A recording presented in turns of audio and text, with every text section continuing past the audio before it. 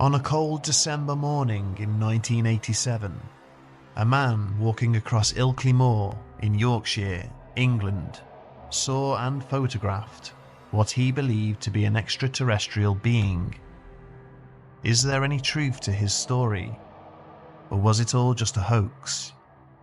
This week on Bedtime Stories, we look into the Ilkley Moor Alien. Ilkley Moor in West Yorkshire, England, looks very much like one might expect. Wide open expanses of boggy grasslands, a harsh yet oddly beautiful landscape of low hills and shallow valleys, littered with outcrops of rock and odd thickets of trees and wild brush. It is an eerie place, steeped in mystery and obscurity.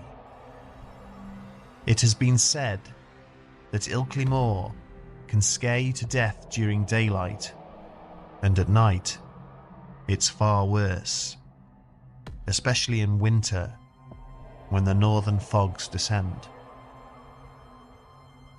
Situated between the towns of Ilkley in the north and Keighley to the south, the moor is home to many myths and legends. There are countless boulders and large rock formations with strange markings carved into them, some of which are said to date back more than 10,000 years. Over the centuries, locals in the outlying settlements have described all sorts of bizarre phenomena, from weird lights in the sky to reports of strange creatures roaming the moorlands. And one of these encounters, which took place during the 1980s, would go on to make international headlines.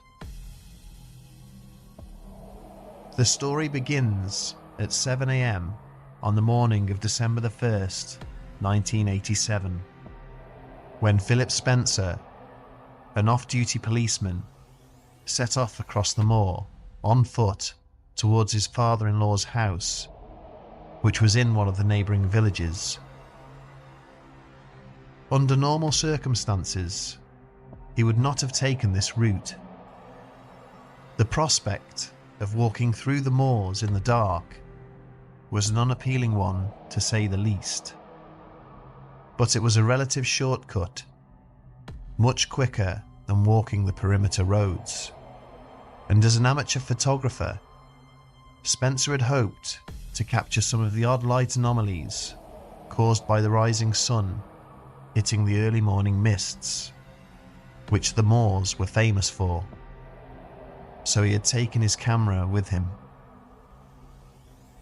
Due to their roughly 40 square mile size, coupled with the thick fog and high winds, the moors can be unforgiving at the best of times, and it's all too easy for someone to lose their way whilst hiking across them.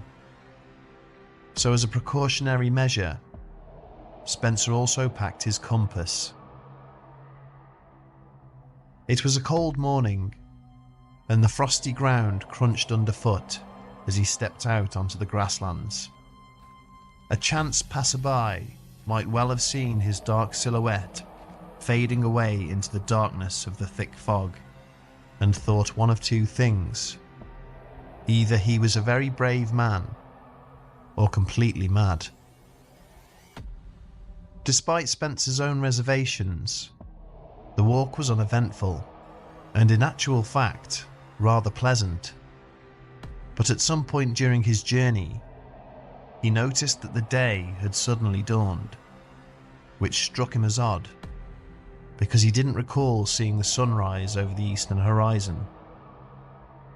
He didn't dwell on this too much, as he had just reached a small coppice and was getting ready to take some photographs, when a slight movement to his right caught his attention and caused him to turn his head.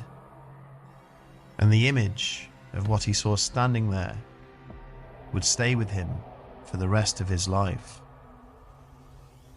No more than 50 meters away, on the slight incline of an escarpment, stood a small greyish figure, roughly 4 feet in height. At first glance, and in the low light, he thought he was looking at a young child in a costume.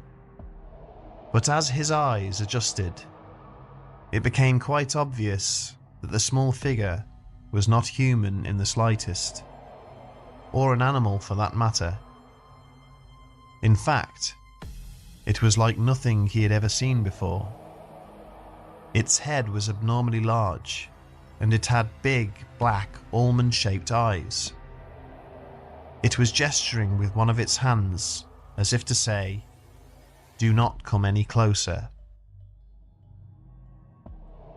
Spencer was nonplussed, but after his initial shock had subsided, he raised his camera and managed to snap a single photo of the strange creature just before it turned and retreated the rest of the way up the escarpment.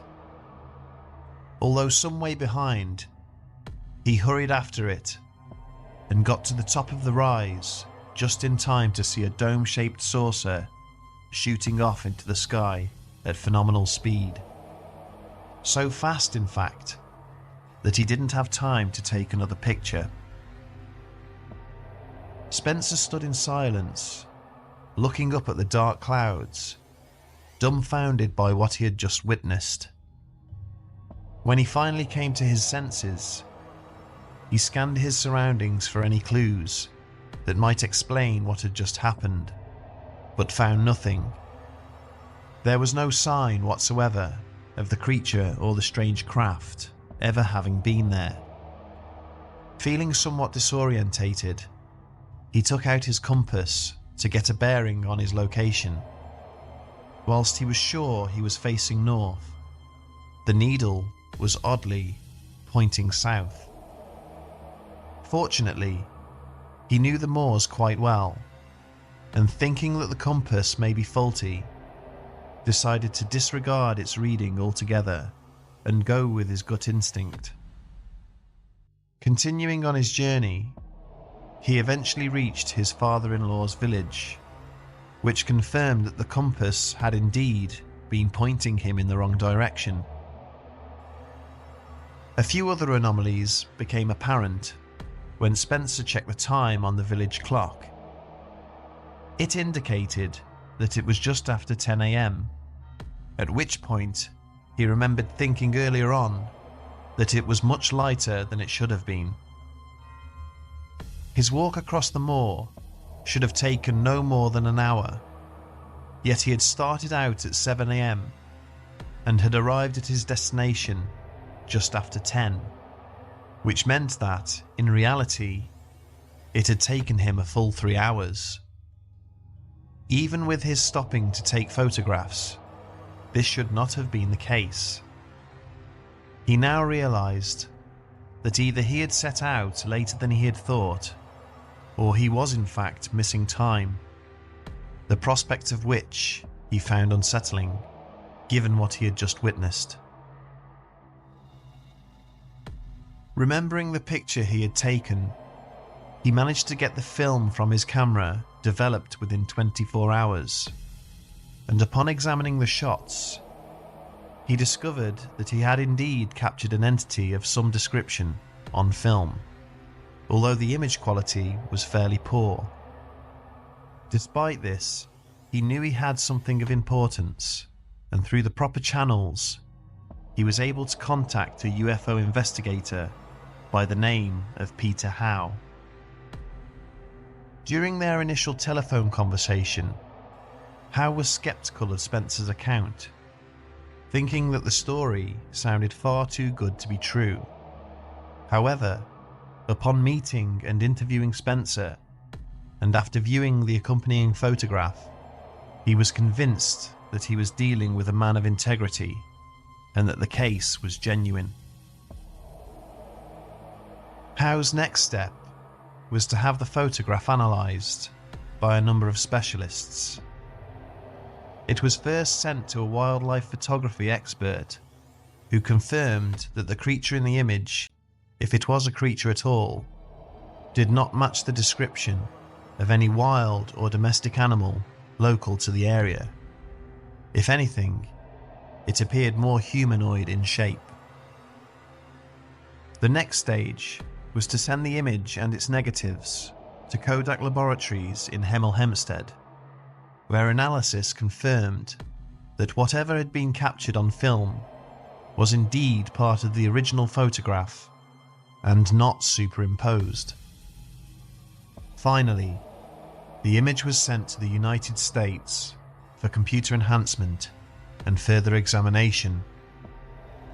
Dr. Bruce Maccabee, an optical physicist for the United States Navy, expressed his opinion, concluding that the slow shutter speed used for low light conditions made the film far too grainy for proper analysis. He closed his investigation, stating, "I had great hopes that this case would prove definitive. Sadly, circumstances prevent it from being so." Somewhat indifferent to Maccabee's comments, Howe turned his attention to other aspects of the case, such as the compass and the scene where the encounter had allegedly taken place. Both were examined by a local university, and neither was found to exhibit any signs of radiation. However, it was confirmed that the polarity of the compass needle had been reversed, suggesting that it had been subjected to a strong magnetic field at some point in time. With that, the investigation was effectively drawn to a close. Over the next few months, Spencer began to have strange dreams, and as a result, became deeply troubled by the missing time he had experienced. Howe suggested that he undergo regressive hypnosis as soon as possible. They contacted Dr. Jim Singleton, who agreed to conduct the session on the 16th of March, 1988. Under hypnosis, Spencer described an extraordinary encounter, saying that he had been walking along the moor when he had suddenly spotted the strange creature just ahead of him. It was said to have been around 4 foot tall, with a large head and dark eyes, and greyish-green skin. It had unusually long arms, but short legs, which appeared thin, almost as if they were in a state of atrophy. One of its most striking features was its exceptionally large hands. Spencer was astonished when the entity began to approach him, and found that he was stuck to the spot, unable to move. He then recalled floating in a horizontal position, no more than 2 feet above the ground, as the creature walked ahead of him, pulling him along as a child would a helium balloon. They finally reached a strange craft at the top of an escarpment, at which point he blacked out. Upon waking, he found himself in a bright round room, where a voice told him not to panic. He discovered that he was able to move freely, but remained still as he was examined by 3 more entities similar to the one he had encountered earlier. He was then shown 2 films, one which depicted mankind's continual destruction of the planet through war, pollution, and other means. The second film, however, remains a mystery, as Spencer was instructed by his captors never to talk about it, and he has since refused to do so, even under hypnosis. Afterwards, the voice asked him if he understood what he had been shown, which he acknowledged with a nod, before blacking out again and finding himself back on the moor. A small movement to his right caused him to turn his head, and that's when he saw and photographed the small humanoid figure, although at that exact moment he did not recall his aforementioned abduction or ever having seen the entity before. So what did Spencer photograph that day? Is there any truth to his tale? At least as far as the image is concerned, it can't be debunked. For the same reasons, it can't be given as proof. The image quality is unfortunately just not good enough. Whilst it could well be a genuine picture of an extraterrestrial entity, it could just as easily be a bush of some kind, or even a mannequin. Some years later, another investigator visited the scene of the encounter and photographed himself at the same distance and location in order to get a sense of scale. This demonstrated that whatever it was had been around the height reported by Spencer. Furthermore, there was no bush or hedge in the exact spot where it had been stood, somewhat ruling out the possibility that the anomaly was part of the foliage. Skeptics have been quick to dismiss the case as a hoax, as indeed, it wouldn't have been too hard to perpetuate. One thing they have frequently pointed out is the awkward angle at which the figure appears to be standing, almost as if it is being propped up in some way, as a mannequin would need to be. Secondly, the compass could easily have been tampered with before Spencer even set out on his walk.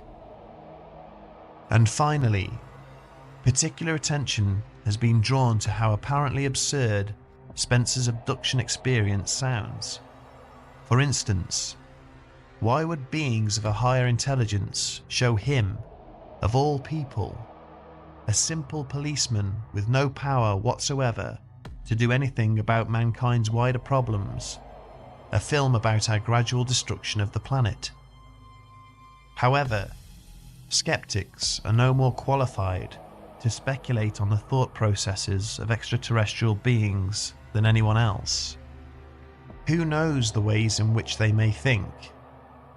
And one undeniable fact of the case is that Spencer has remained steadfast regarding the details of his story. He seemed a very genuine individual who sought little to no financial gain from his experience.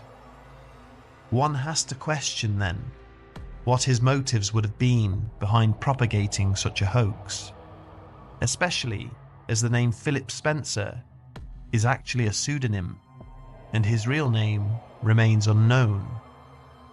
So it is quite evident that he has not sought fame either. The community's opinion on the photograph and the alleged alien abduction experience remains split. Believers will see what they want to see, and skeptics will see nothing at all.